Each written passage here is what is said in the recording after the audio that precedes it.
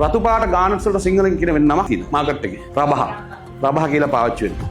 ටොපෑස් ලංකාවේ හම්බුණාද? හම්බ වෙනවනේ. ටොපෑස් වලට මොනවද සිංහල අපි කියන නම? මැණික් භාෂාවේ පඩියන්. ඕකේ. මොන පාටින්ද ලංකාවේ වැඩියෙන් හම්බ වෙන්නේ? බ්ලූ පඩියන් හම්බ වෙනවද? නිල් පාට පඩියන් හම්බ වෙනවද? පච්ච පඩියන් හම්බ වෙනවා හැබැයි සමහරක් ගන්න. එතකොට හම්බෙන්නේ වැඩි හරියක් කලර්ස්.